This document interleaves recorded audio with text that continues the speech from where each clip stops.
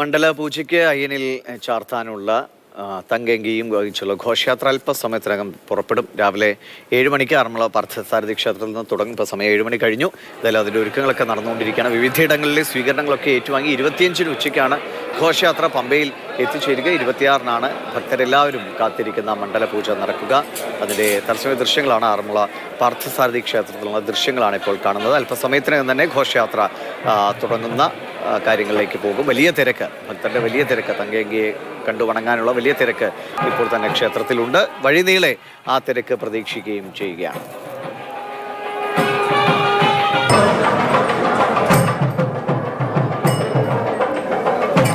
C K അഭിലാലുണ്ട്. Abhilal, good morning. വളരെ നല്ലൊരു പ്രഭാതമാണ്.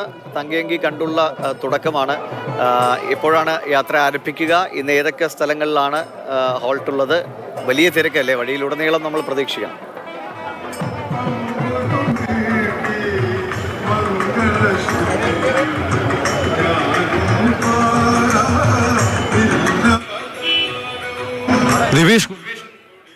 സാന്ദ്രവും അതോടൊപ്പം തന്നെ ശരണമന്ത്ര മുഖരിതവുമാണ് ആറന്മുള ക്ഷേത്രത്തിൽ പുലർച്ചെ 5 മണി മുതൽ തങ്കയങ്കി ദർശിച്ച് അനുഗ്രഹം തേടാൻ വേണ്ടിയുള്ള സൗകര്യം ഉണ്ടായിരുന്നു. 2 മണിക്കൂർ സമയം നീണ്ട അത്തരത്തിലുള്ള ദർശനം പൂർത്തിയാക്കി ഇപ്പോൾ തങ്കയങ്കി പ്രത്യേകം തയ്യാറാക്കിയ രഥത്തിലേക്ക് മാറ്റിയിരിക്കുകയാണ്. അല്പസമയത്തിനുള്ളിൽ രഥഘോഷയാത്ര ക്ഷേത്ര പരിസരത്ത് നിന്നും ആരംഭിക്കും.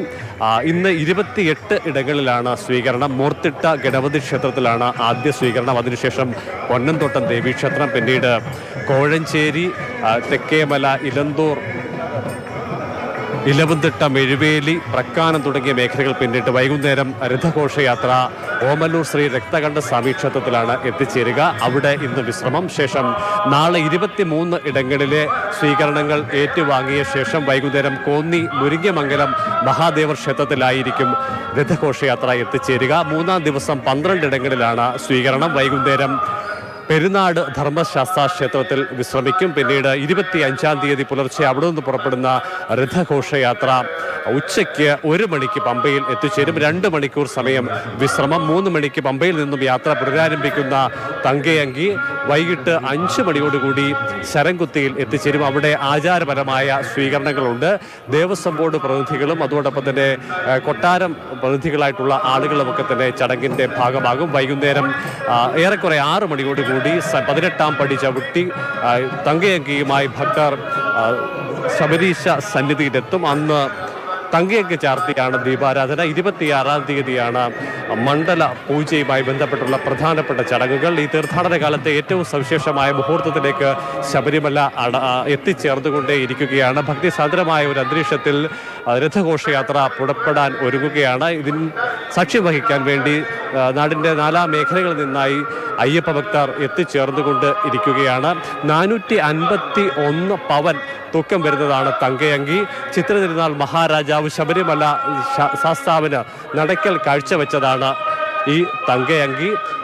ആറന്മുള ക്ഷേത്രത്തിന്റെ സ്റ്റോർ റൂമിലാണ് ഇത് സൂക്ഷിക്കുക. അവിടെ നിന്നും പുലർച്ചെ ക്ഷേത്രത്തിൽ പൂർത്തിയാക്കിയ ശേഷം അവരുടെ പാട്ടിന്റെ അകമ്പടിയോടുകൂടിയാണ് തങ്കയങ്കി ഘോഷയാത്ര അവിടെ നിന്ന് തുടങ്ങുന്നത്. എനിക്ക് തോന്നുന്നു വളരെ മനോഹരമായ ഒരു ഭക്തി നിർഭരമായ അന്തരീക്ഷമാണ് ക്ഷേത്രത്തിലുള്ളത്.